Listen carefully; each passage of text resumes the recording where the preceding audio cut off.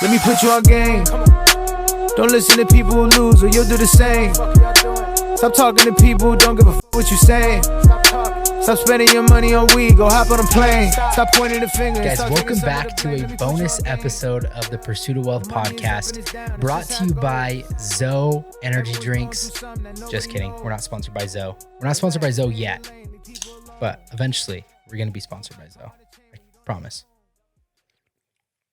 All right, but I had to crack one because I love these things. If you haven't tried them, definitely go try them. They're my number one energy drink right now. Only 10 calories. And, you know, they got like B vitamins and vitamin C and vitamin B12 and magnesium. They're probably not as healthy as I think they are, but that's besides the point. They make me feel like they're healthy. So we're going to roll with it. Today's bonus episode is a look back at what we've learned from the 20 plus episodes that we did in season 1. We wanted to kind of share our 5 biggest takeaways, and mine, my 5 biggest takeaways from the guests that I've had on the podcast.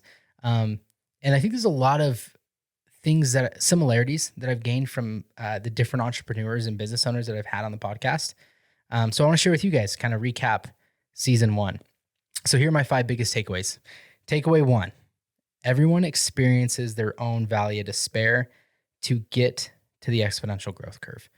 And if you guys have read, Atomic Habits, they talk about it in that book, and Alex Hormozi talks about it all the time. But as a business owner and entrepreneur, or employees, you usually get like this uninformed optimism whenever you start something. You think it's gonna work out a certain way. You think it's gonna be this easy, and then you kind of go to informed pessimism where you're like, "Oh crap, it's not as easy as I thought." And you've got the information on how hard it is to actually do what you're trying to do. And then you go through the valley of despair. And most people give up through that valley of despair.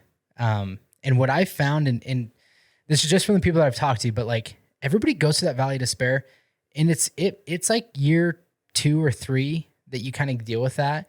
Maybe year 4 or 5, just depends on the industry that you're in, where you're like, I've been doing this for a few years.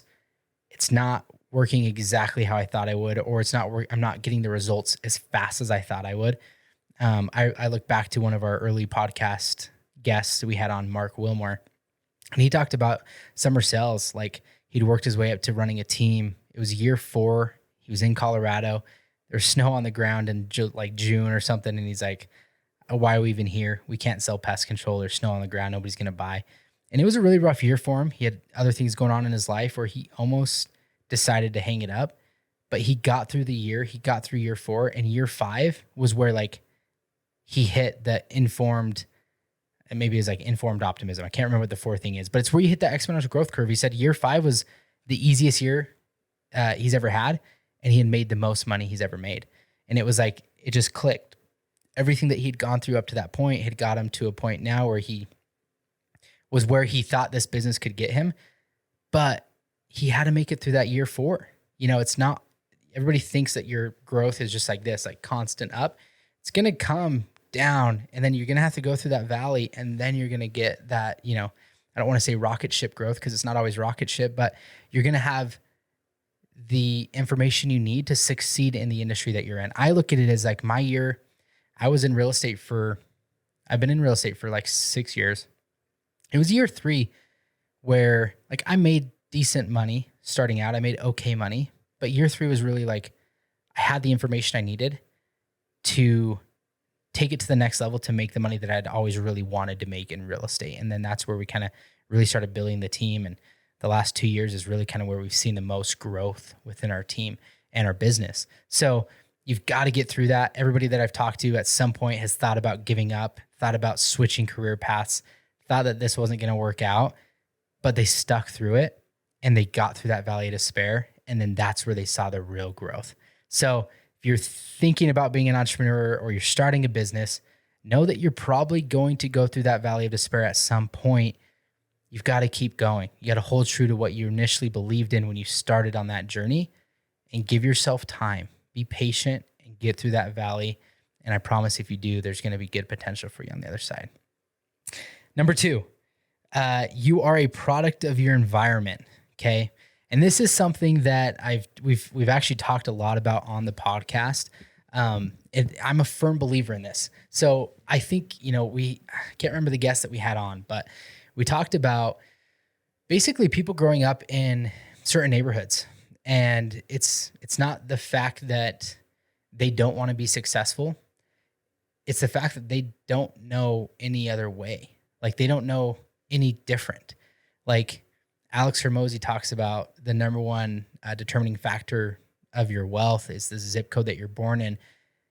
And it's because if you're born in like a wealthier zip code, you're surrounded by people that are making money. So in your head, you just think like, that's what I do. Like people make this kind of money. That's just normal.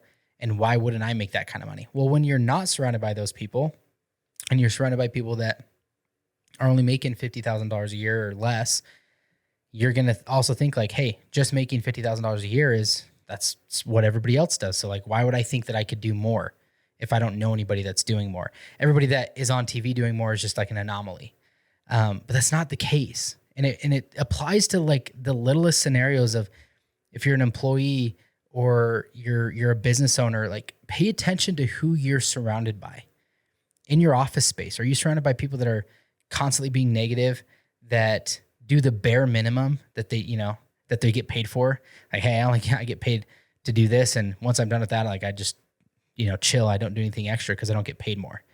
Are you around people like that? Because if you are, and you just fall into those same cycles that they're in, you're not going to succeed. But you'd be amazed at just switching up your environment.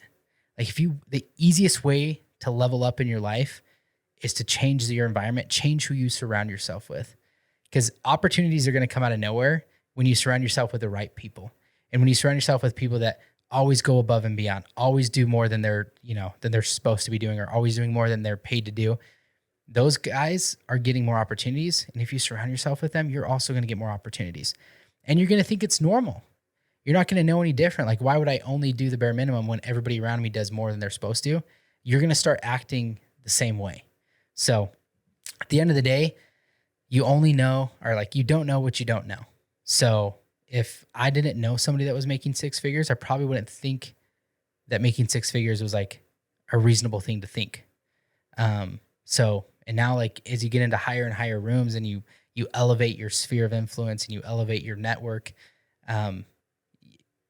your mind's going to be expanded to new ideas of what's possible. So your environment can determine your success. Okay. That's number 2. Number 3, people are the biggest asset. So when you're running a business, you can only do so much as a solopreneur. We've had solopreneurs on the podcast. We've also had people that have 100+ employees that work for them.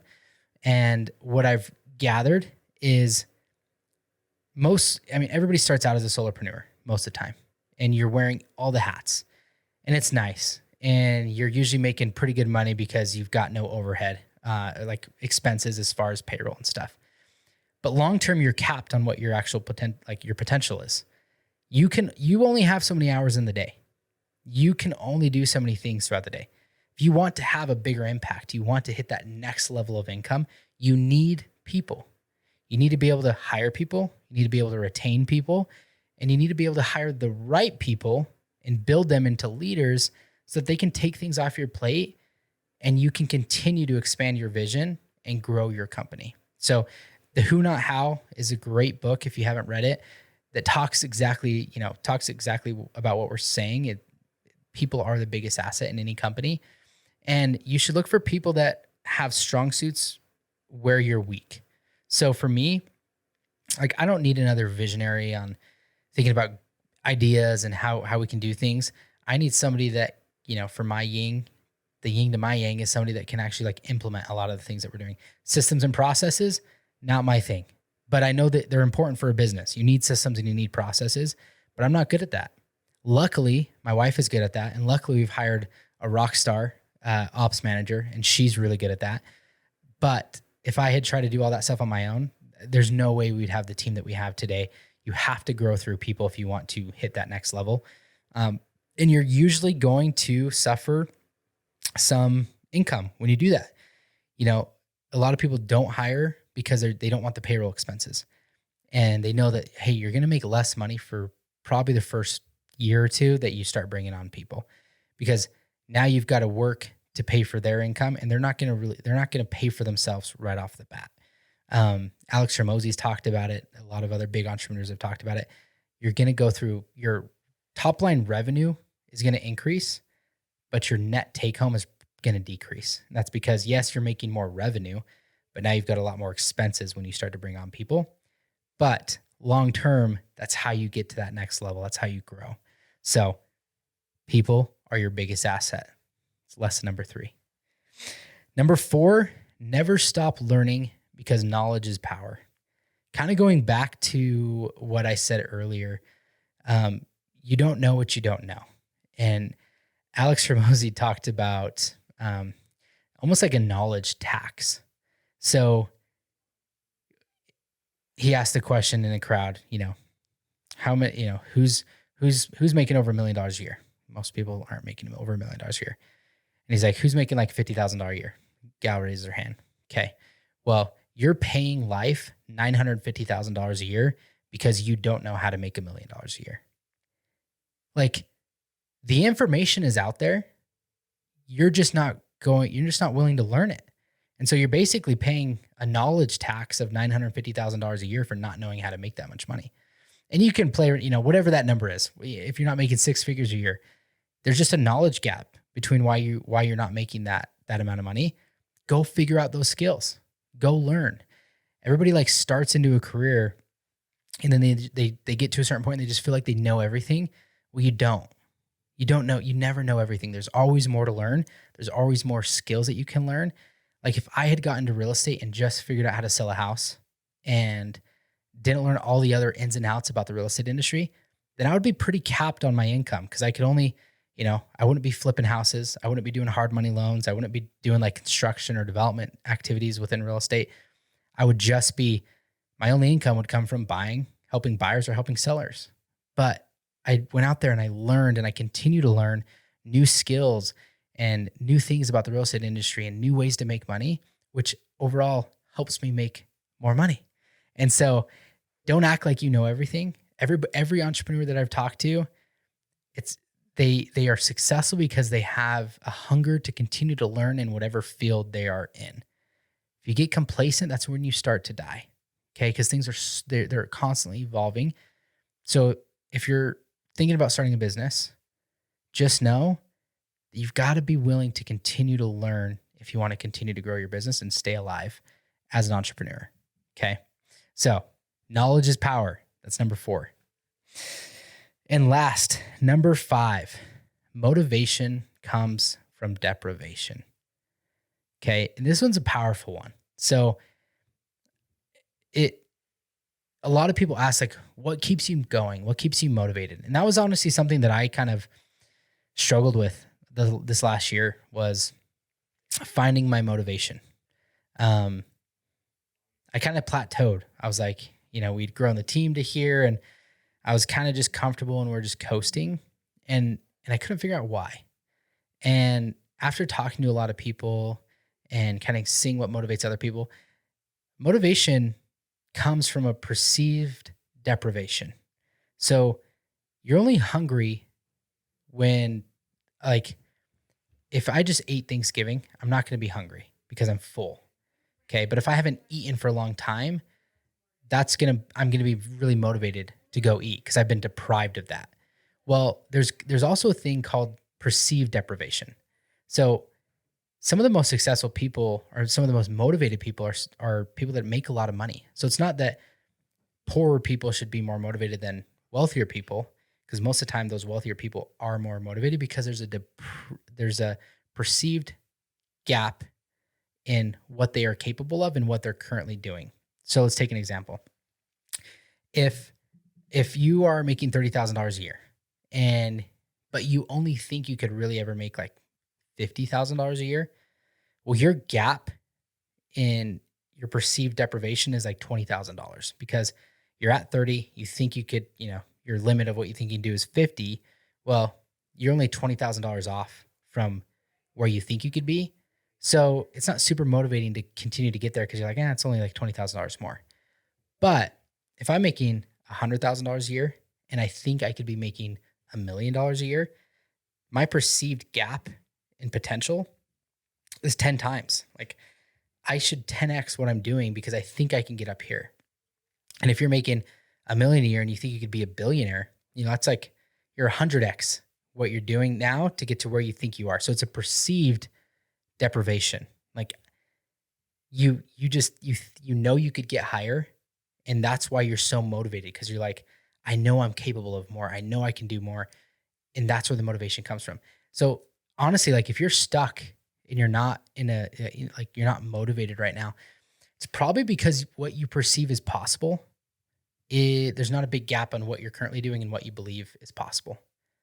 Some people are probably out there making 200 grand a year, and they're like, that's as much as they thought was possible. So that's why they're comfortable. But if they just raised their standards and said, actually, I think I'm capable of making $400,000, $500,000 a year, that motivation is going to kick in because you now feel like you're deprived of your potential. I'm only at like half my capacity. I need to figure out how to do more. And that's where that motivation comes from. So hang around people that help you raise your standards. I wasn't in, maybe I just wasn't in the right rooms until, earlier on in this year, where I started to see what other people were doing with real estate. I started to open my eyes to the amount of money other people were making, and comparing myself to them. And, I don't want it. Comparison is the thief of joy. So I'm not saying go compare yourself to people, but you should compare your capabilities to others. If I'm in a room and this guy's making 10 times more money than me, and I talk to him and I, get to know him and his business, and I'm like, there's nothing different about him. Like there's nothing that he's doing that I couldn't do. Maybe he knows a little bit more, but at the end of the day, what I've realized is most of the time, the people that are just above you, it's really because they're just willing to take more risk. It's not that they know anything more. They were just willing to take action, sometimes take more risk. A lot of us just overanalyze things. We never get going. So a lot of those people that are more successful, they're just taking action and they're willing to take a little bit more risk. You have to take risk. You hear the phrase, you miss 100% of the shots you don't take. You miss 100% of the pitches that you don't swing at. And if you're looking to hit a home run, you've got to take some swings. And sometimes you're going to strike. You're going to get a strike. You're not going to hit every single ball that's thrown your way. Just like I look at that in the investment world, I'm not going to make money on every investment I do. If I did, I'd be a billionaire because everybody would want to invest with me because we nail it on every investment. There's nobody that makes money on every investment they do. You just got to have a good batting average on the amount of swings that you take. How many of them are actually making you money and how many are you striking out on? You want to make sure that you're hitting more than you're striking out. Okay. And you also don't ever want to risk all of your life savings or all of your wealth on one swing, because if you do miss, you're starting over from square one. So you take small percentages of your net worth for home runs, and then you do safer and steadier investments on other things. And I kind of got sidetracked there, but at the end of the day, like you just don't be afraid to take risks, but take calculated risk. Find people and surround yourself with people that are going to help you raise your standards. Okay. That was the biggest thing for me is I just needed to be surrounded by people that were doing more and doing better than me, outside of our local market, that I could compare myself to and realize like, hey, I think I'm capable of doing more. And then my perceived gap of my potential and where I'm at got bigger and bigger and bigger. And then you start to get more motivated on what you need to do. Because you're like, I think I can actually get there. But you got to surround yourself with people, or else you're never going to know what's possible. Okay. So last, number 5, I already forgot what like the actual thing was. Let me pull it up. Motivation comes from deprivation. I went off on a tangent there, but I'm really passionate about that one. It was actually in a conference. Alex Hormozi used that exact statement for how he presented it. And it really, really resonated with me because I never thought about it that way. You've got, he made an analogy, if you're underwater and you're drowning, the only thing you care about is breathing. You're not motivated to have sex. You're motivated to breathe. And so you've got to find that deprivation that is going to help you get motivated. And that's just raising your standards. Figure out how to raise your standards, find people that you can compare yourself to, people that are living the life that you want to live in all the areas that you want. I've found people that are making a lot more money than me, but their marriage isn't how I want my marriage. Their time with their kids isn't how I want to have my time with my daughter. And they're not living the life in other areas that I would want to live. So find mentors that are, living the life in all different aspects that you want to live your life. And then compare yourself to them. See what they're doing and try to, can you match their level of effort? Because if you can, and you're willing to do what they're doing, there's a good chance that you can hit that same level of success. It's repeatable. Don't feel like you have to start or come up with this new thing. It's like, look at who's successful and kind of copy what they're doing. Work ethic wise, what time are they waking up in the morning? What time are they, what are they doing throughout their day? What are they prioritizing? And start to figure out how you can develop your own day-to-day schedule to be as productive as they are. And that's going to help you succeed long-term. So those are my 5 takeaways from season 1. I'm super excited to start season 2. We're going to be releasing the first episode the first week of January, so after the new year.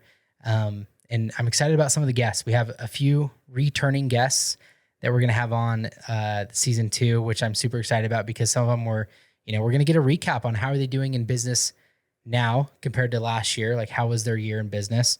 What were some of the lessons they learned over the past year? And kind of compare and see how they've been growing.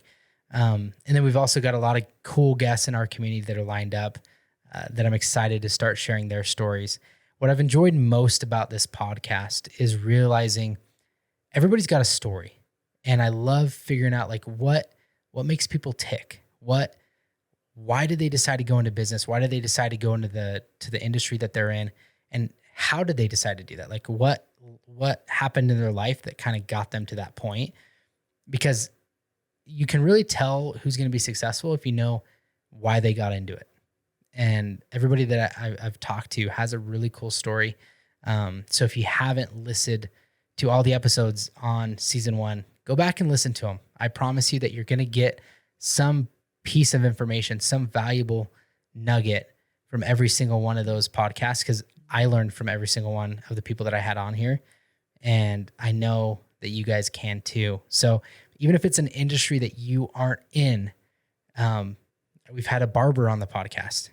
A lot of you might not be thinking about going into, barbering or being a barber or running a hair salon, but I promise you there's some sort of perspective that they have or piece of information that you guys can learn from and incorporate in your business.